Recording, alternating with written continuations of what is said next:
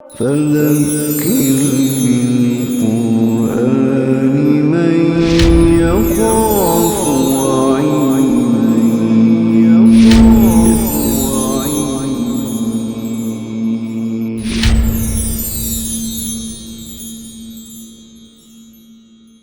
بسم اللہ الرحمن الرحیم. اب اگلی سورت ہے سورہ مدثر. یہ جوڑا ہے اس کا. یہ مدثر اور مزمل، یہ اصل میں متزمل اور متدثر ہے. تو آسانی میں پڑھنے میں آسانی پیدا کرنے کے لیے یہ مدثر اور مزمل ہو جاتے ہیں. بسم اللہ الرحمن الرحیم. یا ایھا المدثر، یعنی نبی اکرم صلی اللہ علیہ وسلم کمبل اوڑھ پر غور و فکر میں ڈوبے ہوئے بیٹھے ہیں، اور بڑا عجیب واقعہ ہے کہ فرشتہ آیا ہے اور دل میں قرآن اتر گیا ہے. اب یہ تو میں پڑھ رہا ہوں کہ اقرا بسم ربک الذی خلق، خلق الانسان من علق، اقرا وربک الاکرم الذی علم بالقلم، علم الانسان ما لم یعلم، کلا ان الانسان لیطغی ان رآہ استغنی ان الی ربک الرجع. اپنے اوپر طاری کریں نا کہ آپ کو یہ میسج آ جائے کہیں سے اور آپ کو یہ یقین ہو کہ آپ کا رب کا میسج ہے، آپ پریشان ہو گئے تو کرنا کیا ہے؟ یہ وہ کیفیت ہے جس میں نبی اکرم صلی اللہ علیہ وسلم تشریف فرما ہے.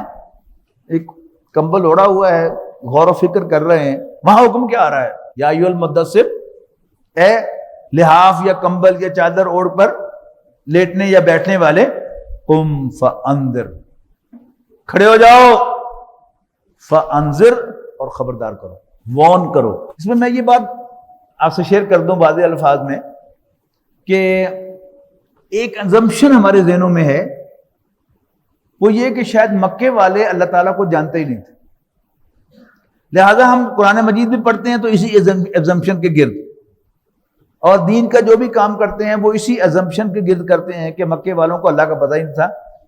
نبی اکرم صلی اللہ علیہ وسلم نے آ کر اللہ تعالیٰ کو متعارف کروایا، انٹروڈیوس کروایا. یاد رکھیے گا، لفظ اللہ عربی زبان میں اللہ تعالیٰ کے لیے بنا تھا اول روز سے، اور اللہ تعالیٰ ہی کے لیے بولا جا سکتا تھا اور بولا جاتا تھا. جیسے انگریزی میں دو گاڈ ہے نا، ایک اسمال جی والا گاڈ ہے، یہ غیر اللہ کے لیے استعمال ہو سکتا ہے، اس لیے اس کی جمع ہے گاڈز، اور اس کی فیمینن ہے گاڈس، اس کی جمع بھی ہے گاڈسز، گاڈز اینڈ گاڈسز. لیکن دوسرا گاڈ ہے کیپٹل جی والا گاڈ، اس کی کوئی جمع نہیں ہے، اس کی کوئی فیمینن نہیں ہے، اس کے ساتھ کبھی اے نہیں لگتا، اس کے ساتھ کبھی دی نہیں لگتا انگریزی میں.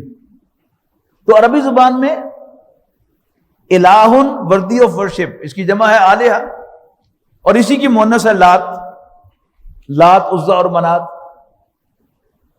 جبکہ اللہ، اس کے ساتھ الف لام نہیں لگتا. جو لوگ عربی جانتے ہیں وہ اس بحث کے واقف ہوں گے کہ اس میں الہ کے ساتھ ہی الف لام لگا ہوا ہے. میں اس بحث میں نہیں جا رہا. پریکٹیکلی اللہ کے ساتھ الف لام نہیں لگتا مزید، اس کی کوئی مؤنث نہیں ہے اور اس کی کوئی جمع نہیں ہے. مکے کے لوگ واضح طور پر اللہ تعالیٰ کو خالق کائنات مانتے تھے. کئی دفعہ پڑھ چکے ہیں ہم وہ آیت، لَئِن سَأَلْتَهُم مَّنْ خَلَقَ السَّمَاوَاتِ وَالْأَرْضَ لَيَقُولُنَّ اللَّهُ. اے نبی اگر یقیناً تم ان سے پوچھو کہ بتاؤ بھلا آسمانوں اور زمین کو کس نے پیدا کیا، تو لازماً کہیں گے کہ اللہ تعالیٰ ہی نے پیدا کیا. اب اس بات کو سمجھ کر آپ وہ پہلی 5 بلکہ 8 آیات پڑھیے. اقرا بسم ربک الذی خلق، پڑھ اپنے اس رب کے نام سے جس نے پیدا کیا. رب کا لفظ عربی زبان میں اللہ تعالیٰ کے لیے نہیں بنا. رب کے معنی لارڈ، آقا، سائیں. پنجاب کی شہری زبان میں میاں، دیہاتی زبان میں چودھری، یہ اصل میں لارڈ رب کا ترجمہ ہے.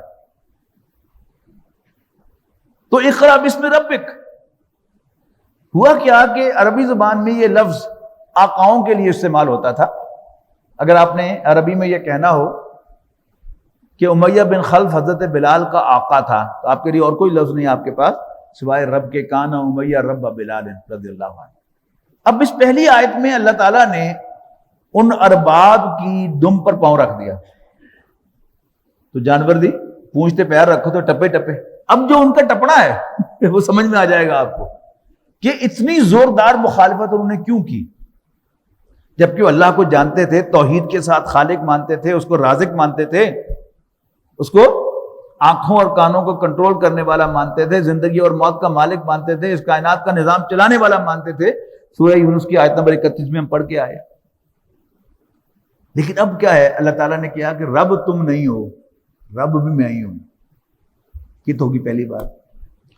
دوسری بات کہ کیونکہ ہم نے اللہ تعالیٰ ہی کا انٹروڈکشن اصل مسئلہ سمجھا ہے، جبکہ ہم سیرت میں یہ پڑھتے ہیں کہ نبی اکرم صلی اللہ علیہ وسلم نے خاندان بنو ہاشم کو جو دعوت کھلا کر جو ان کے سامنے دعوت رکھی، اس میں بھی آخرت،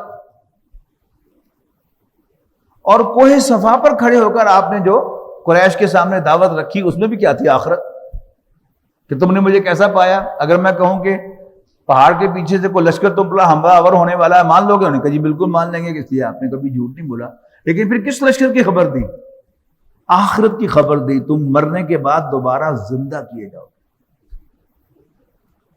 اب اسی کا نتیجہ کیا ہے کہ پہلی وحی صرف 5 آیات پر مشتمل سمجھی جاتی ہے کہ اس میں اللہ تعالیٰ کا انٹروڈکشن مکمل ہو گیا، جبکہ نبی اکرم صلی اللہ علیہ وسلم کے سارے ابتدائی خطبات وہ تو آخرت سے بھرے ہوئے ہیں۔ جو 3 آیات ہیں اگلی، اقرا بسم ربک الذی خلق، خلق الانسان من علق، اقرا وربک الاکرم الذی علم بالقلم، علم الانسان ما لم یعلم، کلا ان الانسان لیطغی، نہیں انسان سرکش ہو ہی جاتا ہے۔ کیوں ہو جاتا ہے؟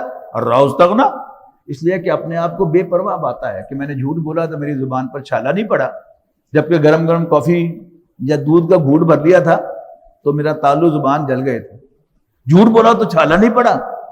میں نے باسی کھانا گھسا ہوا کھایا تھا تو آدھی رات کو ہائیلائٹ اسپتال گیا تھا، لیکن میں نے اپنے بھائی کا مال کھا لیا تو میرے پیٹ میں کوئی درد نہیں ہوا۔ یہ چیز کیا ہے؟ جری کر دیتی ہے۔ کلا ان الانسان لیطغی، نہیں انسان سرکش ہو ہی جاتا ہے۔ الرأى استغنى، اس لیے کہ اپنے آپ کو بے پرواہ دیکھتا ہے، کوئی پوچھنے والا نہیں۔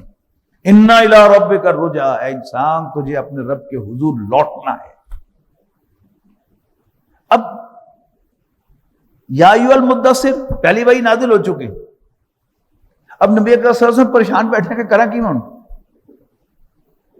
ورقہ بن نوفل کے پاس لے کے گئیں حضرت خدیجہ کہ یہ میرے شوہر محمد کے ساتھ یہ واقعہ پیش آیا ہے، تو انہوں نے کہا کہ یہ تو وہی فرشتہ ہے جو فلاں فلاں نبی پر آیا تھا، اللہ تعالیٰ نے تمہیں اپنا نبی نامزد کر دیا۔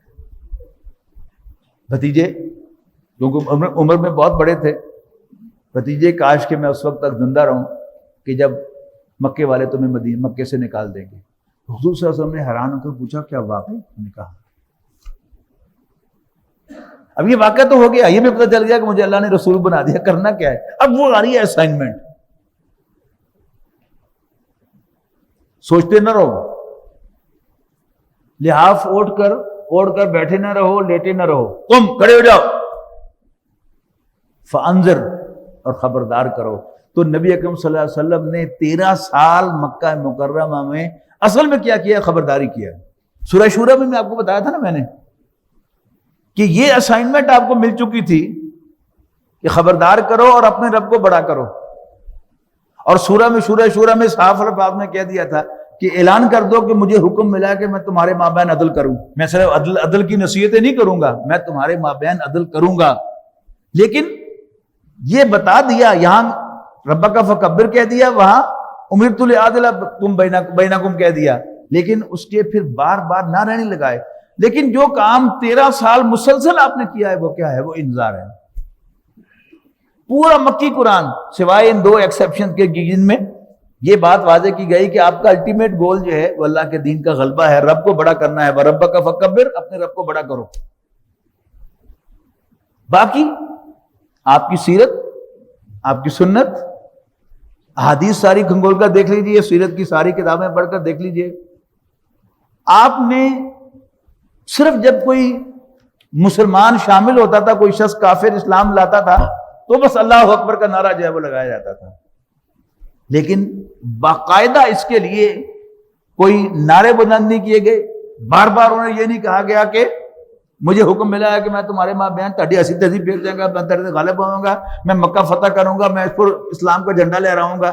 آپ کو ایسی کوئی چیز نہیں ملتی۔ اب ان دونوں کا آپس میں تعلق کیا ہے کہ جب آپ یہ اپنا جو الٹیمیٹ گول ہے، اگر اس کو آپ پہلے ہی روز کہہ دیتے ہیں کہ میں اللہ کا بندہ ہوں، میں اللہ کا رسول ہوں، میں اللہ کا نبی ہوں، اور بار بار اس کا اعادہ کرتے ہیں، تو پھر جو ریئیکشن ہوتا ہے معاشرے کا وہ بہت ہاربل ہوتا ہے۔ ان کے پاس جواز ہوتا ہے کہ آپ ملیٹنٹ ہیں، ان کے پاس جواز ہوتا ہے کہ آپ ریڈیکل ہیں، ان کے پاس جواز ہوتا ہے کہ آپ اس معاشرے کو بدلنا چاہتے ہیں، آپ اس نظام کو بدلنا چاہتے ہیں۔ لہذا پورا نظام جو ہے اس کے پاس جواز ہوتا ہے کہ وہ آپ کے خلاف پابندیاں لگا سکتا ہے، وہ آپ کو مار سکتا ہے، آپ پر سخت تشدد کر سکتا ہے۔ سیرت میں آپ دیکھیے گا کہ نبی اکرم صلی اللہ علیہ وسلم پر تو ذاتی تشدد اس لیے نہیں ہوا پورے 10 سال کہ خاندان بنو ہاشم نے آپ کی پشت پناہی کی ابو طالب کی سرگردگی میں، اس کی قیادت میں، اور جب تک ابو طالب زندہ رہا انہوں نے کہا خبردار منڈے ساڑھے منڈے نو ہاتھ لایا تھا۔ آپ پر ذاتی تشدد نہیں ہو سکا سوائے وہ 2 واقعات کے کہ وہی جو خانہ کعبہ کے گرد دریاں ہوتی تھیں، ڈیرے آج کی زبان میں، تو وہ جو دری تھی ابو جہل کی، اس نے کہا کہ کوئی ہے کہ جو اس کے گلے میں پردہ ڈالے، تو عبداللہ بن ابی معیط نے ڈالا، اوجری بھی آپ کے گلے پر، آپ کے چہرے پر اسی نے چڑھوائی۔ یہ 2 انسٹنٹینیس واقعات ہیں۔ باقی نبی اکرم صلی اللہ علیہ وسلم پر صرف ابو لہب نے تشدد کیا اور کوئی دوسرا تشدد آپ پر نہیں کر سکا۔ 10 نبوی میں ابو طالب کا انتقال ہوا تو آپ کو ابو لہب نے خاندان بنو ہاشم سے نکالا۔ سیرت کے اہم واقعات ہیں جن کو چھپایا گیا ہے، یعنی ہم نے جو ٹیکسٹ بک سیرت پڑھی ہے اس میں یہ تو کہا جاتا ہے کہ سن 10 نبوی غم کا سال ہے۔ آپ کو 2 صدمے دیکھنے پڑے، ابو طالب کا بھی انتقال ہو گیا اور حضرت خدیجہ رضی اللہ تعالی عنہ کا بھی انتقال ہو گیا، لیکن یہ بتایا نہیں جاتا کہ پھر خاندان کا سربراہ کون بنا اور اس نے پھر رسول اللہ صلی اللہ علیہ وسلم کے ساتھ کیا کیا۔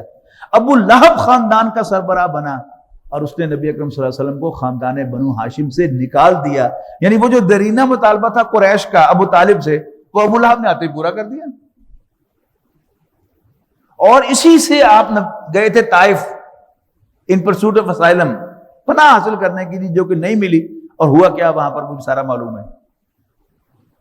تو وہی جو پہلی وحی میں کہہ دیا گیا تھا آخرت آخرت آخرت، تو نبی اکرم صلی اللہ علیہ وسلم کی دعوت میں قرآن مجید کا 2/3 مکی حصہ جو مکہ مکرمہ میں نازل ہوا، اس میں کیا تھا؟ احکام و نواہی تو تھے ہی نہیں، اوامر و نواہی، روزے رکھنے کا ذکر نہیں تھا، اور باقاعدہ زکوٰۃ کا کوئی نظام نہیں تھا، اور یہ جو وراثت کے احکام نہیں تھے، اور دوسرے قوانین نہیں تھے۔ کیا تھا؟ انذار انذار انذار، خبردار کرنا آخرت سے، ڈرانا آخرت سے۔ یہ بھی جو ہم جو مکی صورتیں پڑھ رہے ہیں کیا ہے؟ آخرت ہی کا سارا ہیمرنگ ہے نا، اور کوئی موضوع ہے ہی نہیں۔ یعنی یا آخرت کی سے خبردار کرنا ہے، یا پچھلی قوموں کے واقعات سنا کر قریش کو وارن کرنا ہے کہ تم پر بھی دنیا میں عذاب آ سکتا ہے، تم پر آسمان سے کوئی ٹکڑا گر سکتا ہے، تم پر بھی آندھی آ سکتی ہے، تم پر بھی بارش آ سکتی ہے، تم پر بھی زلزلہ آ سکتا ہے۔ تو یہ سارا انذار ہی ہے نا، انذار کی 2 صورتیں۔ اور میں بار بار آپ کو نوٹ کروا چکا ہوں کہ قرآن مجید میں جہاں اللہ تعالیٰ کی قدرتوں کا تذکرہ ہوتا ہے، ہم غور سے پڑھیں گے تو تان آخرت پر جا کے ٹوٹتی ہے۔ ابھی کل انشاءاللہ ہم پڑھیں گے سورہ قیامہ، تو اس میں فرمایا کہ کیا انسان سمجھتا ہے کہ ان یترک سدی، ایسے ہی چھوڑ دیا جائے گا؟ الم یکن نطفۃ من منی یمنی، کیا وہ منی کی بوند نہ تھی جو ٹپکائی گئی؟ ثم کان علقۃ، پھر وہ جمع ہوا خون بنا، فخلق فسوی، پھر اللہ نے اس کو بنایا اور سیدھا پدرا کیا، تسویہ کیا، اس کا نوک پلک سواری۔ اب کس شخص کو پتہ نہیں، ایک ان پڑھ دیہات کی خاتون وہ انڈا توڑتی ہے تو اس کو ایک سرخ لائن نظر آتی ہے، فوراً پھینک دیتی ہے کہ انڈا خراب ہو گیا۔ وہ بھیڑ بکریاں پالتے تھے، وہ اونٹنیاں پالتے تھے، ان کی ایبارشنز بھی ہوتی تھیں، ارلی ایبارشن میں خون، ذرا لیٹ ایبارشن میں خون کے لوتھڑے، جمع ہوا خون، اور لیٹ ایبارشن میں کیا ہے؟ انفارمڈ سا ماس، اور مزید لیٹ جو ہے وہ فارمڈ ایک سٹرکچر بچے کا، اور پھر ڈیلیوری۔ یہ کوئی نئی بات نہیں تھی، لیکن یہ صرف یاد دہانی کے طور پر، غور کرو یہ آٹومیٹک نہیں ہو رہا، اللہ تعالیٰ کر رہا ہے۔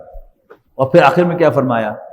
فَجَعَلَ مِنْهُ الزَّوْجَيْنِ الذَّكَرَ وَالْأُنثَىٰ، پھر اسی جمع ہوئے خون سے اس نے جوڑے بنا دیے، مرد بھی اور عورتیں بھی۔ أَلَيْسَ ذَلِكَ بِقَادِرٍ، تو کیا وہ اللہ اس پر قدرت نہیں رکھتا؟ أَن يُحْيِيَ الْمَوْتَىٰ، کہ وہ مردوں کو زندہ کرتے۔ سورۃ قاف میں بھی ایسے ہی ہے کہ آسمان کا تذکرہ، زمین، أَفَلَمْ يَنظُرُوا إِلَى السَّمَاءِ فَوْقَهُمْ كَيْفَ بَنَيْنَاهَا وَزَيَّنَّاهَا وَمَا لَهَا مِنْ فُرُوجٍ وَالْأَرْضَ مَدَدْنَاهَا وَأَلْقَيْنَا فِيهَا رَوَاسِيَ وَأَنبَتْنَا فِيهَا مِنْ كُلِّ زَوْجٍ بَهِيجٍ تَبْصِرَةً وَذِكْرَىٰ لِكُلِّ عَبْدٍ مُنِيبٍ وَنَزَّلْنَا مِنَ السَّمَاءِ مَاءً مُبَارَكًا فَأَنبَتْنَا بِهِ جَنَّاتٍ وَحَبَّ الْحَصِيدِ وَالنَّخْلَ بَاسِقَاتٍ لَهَا طَلْعٌ نَضِيدٌ رِزْقًا لِلْعِبَادِ وَأَحْيَيْنَا بِهِ بَلْدَةً مَيْتًا، یعنی باغوں کا ذکر، دانوں کا ذکر، فصلوں کا ذکر، آسمان کا ذکر، زمین کا ذکر، اور پھر ہم آسمان سے جو پانی نازل کرتے ہیں اس کے ذریعے سے زمین، مردہ زمین کو زندہ کرتے ہیں۔ کذالک الخروج، اسی طرح تمہارا زمین سے نکلنا ہوگا۔ تو انذار، نبی اکرم صلی اللہ علیہ وسلم نے انذار کے ذریعے ایک جماعت بنائی، السابقون الاولون من المہاجرین والانصار، سبقت لے جانے والے، پہل کرنے والے مہاجرین و انصار میں سے، والذین اتبعوہم بإحسان، اور وہ جنہوں نے ان کی پیروی کی نیک جذبے کے ساتھ۔ یہ ہے دین کا اصل نیوکلیس۔ تو نبی اکرم صلی اللہ علیہ وسلم نے صحابہ کرام کی جو جماعت تیار کی، ان کو الٹیمیٹلی ان سے جو کام لینا تھا وہ تو اللہ کو بڑا کرنے کا تھا، لیکن وہ جماعت ان کو یہ بتا کر کہ اللہ کا نظام آئے گا تو تمہارا معاشی مسئلہ حل ہو جائے گا، ایکسپلائٹیشن ختم ہو جائے گی، وراثت کا قانون ہوگا، بیٹیوں کو بھی ملے گا، یہ بھی ہوگا، وہ بھی ہوگا، یہ نہیں بتایا، انذار کیا ہے، آخرت سے ڈرایا ہے، پچھلی قوموں کے عذابوں سے ڈرایا ہے، لیکن گول کیا تھا؟ وَرَبَّكَ فَكَبِّرْ، اپنے رب کو بڑا کرو۔ آج ہم بیٹھے ہیں 2021 میں تو پورا قرآن مجید ہمارے سامنے ہے، صحابہ کرام کی وہ جانثار جماعت بھی ہمارے سامنے ہے کہ جنہوں نے اس مقصد کے حصول کے لیے، اللہ کے دین کو غالب کرنے کے لیے تن من دھن ایک کر دیا۔ کل ہی پڑھی تھی نا سورہ صف، ہم نے کمپیریزن آیا تھا کہ حضرت موسیٰ علیہ السلام کوئی چھوٹی شخصیت نہیں تھی، قرآن مجید کے 2.5-3 پارے ان کے تذکرے پر مشتمل ہیں، اللہ کے بڑے جلیل القدر پیغمبر، لیکن انہوں نے قوم سے تقاضا کیا کہ لڑو، لڑ کر شہر کو فتح کرو اور وہاں پر تورات کو نافذ کرو، تو ان کے ساتھیوں نے ٹکا سا جواب دے دیا۔ کل نبی اکرم صلی اللہ علیہ وسلم کا مقصد بیان کرنے کے بعد هو الذی ارسل رسولہ بالہدی ودین الحق لیظہرہ علی الدین کلہ، وہی تو ہے اللہ جس نے بھیجا اپنے پیغمبر صلی اللہ علیہ وسلم کو قرآن مجید اور دین اسلام دے کر، تاکہ وہ غالب کریں کل کے کل دین پر، خواہ مشرکوں کو کتنا ہی برا لگے۔ ساتھ ہی کہا هل ادلکم الی تجارت، اے مسلمانوں کیا میں تمہیں ایک تجارت بتاؤں، ایک سودا بتاؤں کہ اگر تم اس میں اپنی جان مال لگاؤ تو تمہیں دردناک عذاب سے نجات دلا دے۔ یہاں بھی اگر صرف یہ کہا جاتا تو عدل آ جائے گا، انصاف آ جائے گا، ایکسپلائٹیشن ختم ہو جائے گی اور عدل و انصاف جو ہے اس کی نہریں بہہ جائیں گی، تو کبھی نہیں ہونا چاہیے۔ مدنی زندگی میں بھی جو ابھارا گیا ہے وہ کیا ہے؟ دردناک عذاب سے نجات۔ تو نبی اکرم صلی اللہ علیہ وسلم نے جو جان نثار جماعت بنائی وہ انذار سے بنائی، اور اللہ کے دین کے غلبے کے فوائد بتا کر نہیں بنائی۔ نوٹ کیجیے گا یہ بات۔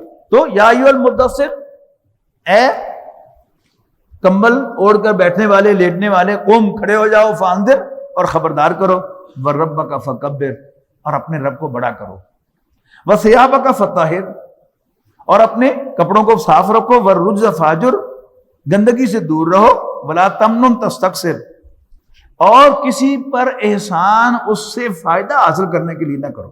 یہ بھی کیا ہے؟ یہ للہیت جس کو کہتے ہیں وہ یہ ہے میں آپ کے ساتھ بڑا اچھا پیش آ رہا ہوں، لیکن اگر اللہ کے لیے پیش آ رہا ہوں تو مجھ جیسا کوئی نہیں، اور اگر میں سوچ رہا ہوں کہ کل آپ میرے کام آئیں گے تو پھر مجھ سے تھرڈ کلاس آدمی بھی کوئی نہیں۔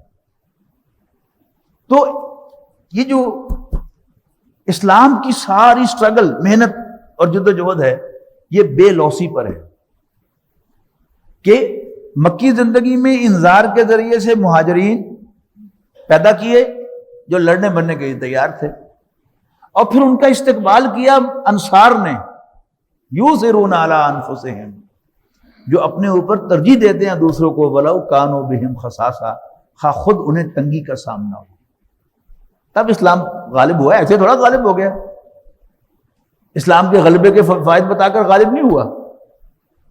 اللہ کے دین کے آ جانے کے بعد جو امن و امان اور سکون قائم ہوتا ہے وہ بتا کر نہیں آئے۔ آخرت، جب تک مرنے کی خواہش ہمارے اندر پیدا نہیں ہوگی اللہ کے لیے، جنت حاصل کرنے کی خواہش نہیں پیدا ہوگی، اس وقت تک ہم کبھی لڑنے مرنے کے لیے تیار نہیں۔ وَلَا تَمْنُنْ تَسْتَكْثِرْ وَلِرَبِّكَ فَاصْبِرْ، اور اللہ کے لیے صبر کرو۔ اچھا، اب یہ مقصد بیان ہو گیا، اگر اس ترتیب کو مانا جائے کہ دوسری وحی یہ ہے اور تیسری وحی یہ ہے، اب اس کے لیے تیاری ہے۔ اس کے لیے بھی یہ نہیں کہا کہ تم اب یہ کام کیا کرو، اس کی تبلیغ کیا کرو کہ اللہ تعالیٰ رب ہے، اللہ تعالیٰ مالک ہے اور اس کے یہ حکام ہے، ایسا کرو ویسا کرو، نہیں۔ کھڑے ہو جاؤ رات کو ہاتھ باندھ کر اس کے سامنے اور اسی کا کلام اس کو سناؤ۔ اس سے انسان کے اندر جو طاقت پیدا ہوتی ہے وہ کہانیاں سننے سنانے سے پیدا نہیں ہو سکتی۔ مرنا آسان کام نہیں ہوتا، جان دینا آسان کام نہیں ہوتا۔ دیکھیے فوجی جو ہے یہ لڑتا ہے، جان دیتا ہے۔ آپ کو اندازہ ہے اگر آپ کا کوئی قریبی عزیز فوج میں شہید ہوا ہو کسی بھی مرحلے پر، تو فوج اس کے خاندان والوں کو کیسے کیسے کمپنسیٹ کرتی ہے، یو ہیو نو آئیڈیا۔ کہ ایک فوجی مرنے کو تیار ہو کہ اس کو پتا ہو کہ فوج یا اگر وہ پی ایف میں ہے تو پی ایف، فضائیہ بحریہ میں ہے تو بحریہ، وہ میری فیملی کی ٹیک کیئر کرے گی۔ یعنی ایک جونیئر آفیسر، یعنی میرا چھوٹا بھائی پی ایف میں فلائنگ آفیسر تھا، یعنی سیکنڈ ایک پروموشن کے بعد ہی وہ مل جاتی ہے، تو وہ ایئر کریش ہو گیا اس کا، اللہ کو پیارا ہو گیا، یعنی سن 1988 میں ہوا۔ اس وقت بھی پی ایف نے، یعنی اگر میرا حساب غلط نہیں ہے تو کم سے کم 4-5 لاکھ روپے تو کیش دیا تھا، اور اس کی ویلیو کا اندازہ لگائیں کہ اس وقت کا 4-5 لاکھ روپے جو ہے وہ آج کا کتنا ہے۔ اور پھر والدہ کی پینشن، کیونکہ وہ غیر شادی شدہ تھا، جب تک ہماری والدہ زندہ رہی ان کو پینشن ملتی رہی، تو یہ سب کچھ کیا جاتا ہے۔ اب اللہ تعالیٰ جو ہے ایک بڑا کام کر لینا چاہتا ہے ہم سے، تو جب تک آخرت ہمارے اندر راسخ نہیں ہوگی ہم کوئی قربانی نہیں دیں گے۔ اب یہ کہہ دینا بڑا آسان ہے کہ آخرت راسخ ہو جائے، اس کے لیے جو پریکٹس ہے، جو ایکسرسائز ہے، جو یوگا ہے، وہ کیا ہے؟ وہ یہ تہجد کی نماز ہے۔ کھڑے ہو جاؤ اور آدھی رات، 2/3 رات، 1/3 رات ہاتھ باندھ کر رخ کے سامنے روتے رہو۔ اور رونے کا مزہ جو ہے وہ بھی تنہائی میں اللہ کے سامنے ہے۔ پبلک میں رونا جو ہے یہ پسندیدہ نہیں ہے۔ اس کا مطلب ہے کہ میں آپ کے سامنے رو رہا ہوں، اور ٹیسٹ کرنا ہو کہ میرے اندر الہیت آئی ہے کہ نہیں، تو مجھے اپنے گریبان میں جھانکنا چاہیے کہ تنہائی میں میرے آنسو نکلتے ہیں کہ نکلتے ہیں۔ پبلک میں تو بڑی آسانی سے نکل جاتے ہیں۔ اللہ تعالیٰ ہمیں اس سے محفوظ رکھے۔ فَإِذَا نُقِرَ فِي النَّاقُورِ، پھر جب سور پھونکا جائے گا، فَذَلِكَ يَوْمَئِذٍ يَوْمٌ عَسِيرٌ، تو یہی دن ہوگا بڑی مصیبت کا دن۔ عَلَى الْكَافِرِينَ غَيْرُ يَسِيرٌ، جو کافروں پر ہرگز آسان نہیں ہوگا۔ ذَرْنِي وَمَنْ خَلَقْتُ وَحِيدًا، یہ پھر ولید بن مغیرہ کا ذکر آ گیا، اور پھر وہی انداز، چھڑ دے ادھر میں بڑھنا ہوا ہے دینا۔ ذَرْنِي وَمَنْ خَلَقْتُ وَحِيدًا، چھوڑ دو مجھے اور اس کو جس کو میں نے اکیلا پیدا کیا ہے، اکلوتا۔ وَجَعَلْتُ لَهُ مَالًا مَمْدُودًا، اور میں نے اس کو ڈھیروں مال دیا ہے۔ وبنین شہودا، اور سامنے موجود بیٹے. اس کو اگر آپ کمپیئر کریں کہ آج سیکولر ورلڈ نے جو نظام انٹروڈیوس کیا ہے وہ کیا ہے کہ بیٹے جنو اور ان کو ایکسپورٹ کر دو، اور ایک بڑا مکان ہو جس پر بڈھا بڈھی جو ہیں وہ اکیلے بیٹھے ہوئے ہوں. آپ کے 10 بیٹے ہوں جیسے اس کے 10 بیٹے تھے ولید بن مغیرہ کے، اور شہودا سامنے موجود تھے. وَمَهَّدتُ لَهُ تَمْهِيدًا، اور میں نے اس کے لیے سرداری کی راہ ہموار کی تھی. ثُمَّ يَطْمَعُ أَنْ أَزِيدَ، پھر بھی وہ طمع رکھتا ہے کہ میں اسے اور زیادہ دوں. کلا نوے انه كان لآیاتنا عنیدا، وہ تو ہماری آیات کے ساتھ، ہماری نشانیوں کے ساتھ عناد دشمنی رکھتا ہے. سأرهقه صعودا، میں اس کو ایک کٹھن چڑھائی چڑھاؤں گا. دیکھو میں کرنا کیا ادنا. انه فکر وقدر، یقیناً اس نے سوچا اور کچھ بات بنانے کی کوشش کی. فقتل کیف قدر، تم مرے تو اس نے کیسی بات بنائی. ثم قتل کیف قدر، اور پھر مرے اس نے کیسی بات بنائی. ثم نظر، پھر یوں کر کے اس نے دیکھا آسمان کی طرف. ثم عبس وبصر، اور پھر ماتھے پہ بل لایا، ماتھا سکیڑا اور منہ بنایا، منہ بسورا. ثم ادبر واستکبر، اور پھر تکبر کے ساتھ پلٹا. فقال ان ھذا الا سحر یوسر، اور کہنے لگا کہ یہ وہی پرانا جو چلا آ رہا ہے جادو وہ ہے. ہم سورۃ بنی اسرائیل میں پڑھ کے آئے ہیں، سورۃ انعام میں پڑھ کے آئے ہیں کہ نبی اکرم صلی اللہ علیہ وسلم سے تقاضے کیے گئے کہ تم اللہ کا نبی ہونے کا اعلان کرتے ہو، دعویٰ کرتے ہو، کہتے ہو میرے پاس فرشتہ آتا ہے، کتاب پیش کرتے ہو کہ اللہ کی کتاب ہے، لیکن ہم نے تو کبھی نہ فرشتہ دیکھا ہے اور نہ آسمان سے کوئی کتاب ہوتی دیکھی ہے. ہمارے سامنے آسمان پر خالی ہاتھ جاؤ، کتاب لے کے آؤ، اور ہم اس کتاب کو ہاتھ لگا کر بھی دیکھیں گے کہ کوئی جادو تو نہیں کر رہے ہم پر، یا کوئی فرشتہ آئے آسمان سے کتاب لیے ہوئے اور تمہیں وہ کتاب ڈیلیور کرے، اس کو بھی ہاتھ لگا کے ہم دیکھیں گے. ان سب کے جواب میں نبی اکرم صلی اللہ علیہ وسلم نے ایک ہی بات کہی کہ میں تو خدائی کا دعویٰ نہیں کر رہا، میرے پاس آسمانوں کے خزانے نہیں ہیں، میں تو صرف وہی بات کہتا ہوں جو مجھ پر وحی کی جاتی ہے. تو لوگوں نے ولید بن مغیرہ سے کہا کہ بھائی تو سیانا بیانا بندہ ہے، بڑا پڑھا لکھا بندہ ہے، لٹریچر کو تم اپریشیٹ کرتے ہو، تو تم بتاؤ. تو اس نے ایک ایکٹنگ کی، اس ایکٹنگ کا ساری ڈسکرپشن ہے. سوچتا رہا کہ میں کیا جواب دوں، اور خود دل سے یہ قائل تھا کہ یہ اللہ کا کلام ہے. چوری چھپی آ کر نبی اکرم صلی اللہ علیہ وسلم کی زبان مبارک سے قرآن مجید کی تلاوت سنتا رہتا تھا، اور بہانے بہانے رسول اللہ صلی اللہ علیہ وسلم کے پاس آ کے گپ شپ لگاتا تھا کہ اصل میں چاہتا ہوں کہ آپ کے اور قریش کے درمیان کوئی صلح ہو جائے، کوئی پیچ اپ کروا دوں، لیکن یہ آپ کی جو ریجیڈیٹی ہے نا یہ مجھے کچھ کرنے نہیں دیتی. ریجیڈیٹی کیا تھی کہ اتنی سخت باتیں کہتے ہو. اس کی میں مثال دیا کرتا ہوں کہ ہم بڑی ٹھاٹ سے لاؤڈ سپیکر آن کر کے مغرب کی نماز میں تبت یدا ابی لہب پڑھ لیتے ہیں.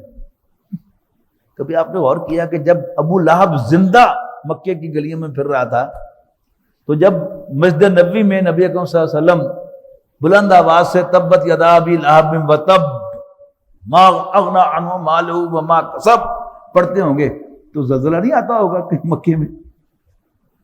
آپ کی جو ریجیڈیٹی ہے نا یہ کچھ کرنے نہیں دیتی. تھوڑی سی آپ نرم ٹون رکھیں، ٹون نرم رکھیں، الفاظ تھوڑے سے نرم کر لیں، کہہ لیں بے شک بات، تھوڑے نرم الفاظ میں کہہ دیں. یہ وہ مشورے دیتا تھا. اب اس پر اللہ تعالیٰ کا غضب بھڑکتا ہے. اس نے یہ ایکٹنگ کی، دیکھا ایسے تیزی چڑھائی اور ایک دم چل پڑا. ان ھذا الا سحر یوسر ان ھذا الا قول البشر، کہ یہ تو وہی پرانا چلا آ رہا جادو ہے اور یہ انسانی کلام ہے. اب اس پر جو بھڑکے گا اللہ کا غضب سنیے گا. سأصلہ سقر، تو عنقریب ہم جھونک دیں گے اسے جہنم میں. وما ادراک ما سقر، ارے نبی آپ کیا سمجھے کہ وہ سقر کیا ہے؟ لا تبقی ولا تذر، جو نہ باقی رہنے دے اور نہ چھوڑے. لواحۃ للبشر، کھال کو جھلسا دینے والی.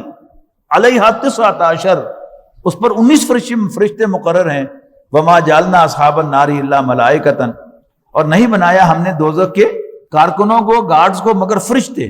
وما جعلنا عدتهم الا فتنۃ للذین کفروا، اور نہیں بنایا ہم نے ان کی تعداد کو مگر کافروں کے لیے ایک آزمائش. یہ کیا تھا کہ جب قرآن مجید میں آیا کہ اس پر 19 فرشتے ہیں، تو ٹچکر کی ایک سردار نے کہ 18 میں سام لاں گا، ایک دا تسی بندوبست کر لینا. اب یہ اس کا ذکر ہے، لوگوں کے لیے آزمائش بنایا اس کو. اچھا یہ فگر دی کیوں تھی؟ کہ یہی فگر تورات میں بھی تھی. اہل کتاب پر حجت قائم کی اللہ تعالیٰ نے. کیوں؟ یہ بھی بتا رہے ہیں کہ 19 فرشتے ہیں، ہمارے پاس بھی 19 فرشتے ہیں، اس کا مطلب ہے کہ یہ صحیح کلام ہے، اللہ کا کلام ہے. لیکن اس پر قریش نے مذاق اڑایا، جس کا یہاں پر ذکر ہو رہا ہے کہ وما جعلنا اصحاب النار الا ملائکۃ وما جعلنا عدتهم الا فتنۃ للذین کفروا، مگر کافروں کے لیے ایک آزمائش. لیستیقن الذین اوتوا الکتاب، تاکہ اہل کتاب کو یقین آ جائے. ویزداد الذین آمنوا ایمانا، اور یہ سن کر کہ تورات میں بھی یہ فگر ہے، اہل ایمان کے ایمان میں اضافہ ہو. ولا یرتاب الذین اوتوا الکتاب والمؤمنون، اور ایمان والے اور اہل کتاب کسی شک میں نہ رہیں. وَلِيَقُولَ الَّذِينَ فِي قُلُوبِهِم مَرَضٌ، اور وہ جن کے دلوں میں کوئی بیماری ہے وہ کہیں. وَالْكَافِرُونَ، اور کافر ماذا اراد اللہ بہذا مسئلہ، کہ اللہ تعالیٰ کا یہ گل کہنے کا مقصد کی ہے. كَذَلِكَ يُضِلُّ اللَّهُ مَن يَشَاءُ، یوں اللہ تعالیٰ جسے چاہتا ہے گمراہی میں ڈال دیتا ہے. وَيَهْدِي مَن يَشَاءُ، اور جس کو چاہتا ہے راستہ دکھاتا ہے. وَمَا يَعْلَمُ جُنُودَ رَبِّكَ إِلَّا هُوَ، اور تیرے رب کے لشکروں کو خود سوائے اللہ کے اور کوئی نہیں جانتا. وما ہی الا ذکر للبشر، اور نہیں ہے یہ دوزخ کا ذکر مگر ایک نصیحت انسان کے لیے. کلا والقمر، نہیں، چاند کی قسم. واللیل اذا ادبر، اور رات کی جب وہ پلٹتی ہے. والصبح اذا اسفر، اور صبح کی قسم جب وہ روشن ہوتی ہے. انہا لإحدى الکبر، اور یقیناً یہ دوزخ ایک آفت ہے بڑی آفتوں میں سے. نذیرا للبشر، ڈراوا انسانوں کے لیے. لمن شاء منکم، ہر اس شخص کے لیے جو چاہے تم میں سے. ان یتقدم او یتاخر، آگے بھیجے یا پیچھے رکھے. کل نفس بما کسبت رہینہ، ہر شخص اپنے اعمال کے بدلے رہن ہے. الا اصحاب الیمین، سوائے دانے ہاتھ والوں کے، وہ جو ہم پڑھ کے آئے ہیں سورہ واقعہ میں. فی جنات یتساءلون، جو باغات میں ہوں گے پوچھتے ہوئے. عن المجرمین، مجرموں سے. ما سلککم فی سقر، کہ تمہیں کون سی چیز جہنم میں لے آئی. قالوا لم نک من المصلین، تو وہ کہیں کہ ہم نماز پڑھنے والوں میں سے نہ تھے. ولم نک نطعم المسکین، اور ہم مسکینوں کو کھانا نہیں کھلاتے تھے. وکنا نخوض مع الخائضین، اور ہم باتیں بنایا کرتے تھے حق کے خلاف مل کر باتیں بنانے والوں کے ساتھ. وہ وہی غور و خوض والے جو ہے نا، خائضین، کھود کرید کرنے والے. وکنا نکذب بیوم الدین، اور ہم بدلے کے دن کو جھٹلایا کرتے تھے. حتی اتانا الیقین، یہاں تک کہ ہمیں یقین حاصل ہو گیا. فما تنفعہم شفاعت الشافعین، سو نہ فائدہ پہنچائے گی ان کو اب سفارش کرنے والوں کی. فما لہم عن التذکرۃ معرضین، آخر لوگوں کو کیا ہو گیا ہے کہ یہ اس کتاب نصیحت سے منہ موڑے ہوئے ہیں. کانہم حمر مستنفرہ، گویا وہ جنگلی گدھے ہیں. فرت من قسورہ، جو شیر کی آہٹ سن کر بھاگ پڑے ہیں. بل یرید کل امرئ منہم ان یؤتى صحفا منشرہ، بلکہ چاہتا ہے ہر شخص ان میں سے کہ دیا جائے اس کو اسے کھلا صحیفہ. قرآن کیوں؟ ہر ایک پر ایک وحی نازل ہو اور اس کو پر ایک کتاب آئے، یہ تو نہیں ہو سکتا. کلا، ہرگز نہیں. بل لا یخافون الآخرہ، اصل میں یہ آخرت سے نہیں ڈرتے. کلا انہ تذکرہ، نہیں، یہ تو ایک نصیحت ہے. فمن شاء ذکرہ، جو چاہے اس سے سبق لے لے، حاصل کر لے. وما یذکرون الا ان یشاء اللہ، اور یہ سبق حاصل نہیں کریں گے مگر اگر اللہ چاہے. ہوا اہل التقوی، اللہ تعالیٰ اس لائق ہے کہ اس سے ڈرا جائے. واہل المغفرہ، اور وہی بخشش کا مالک ہے، جس کو چاہتا ہے بخشتا ہے. بارک اللہ لی ولکم فی القرآن العظیم ونفعنی وإیاکم بالآیات والذکر الحکیم.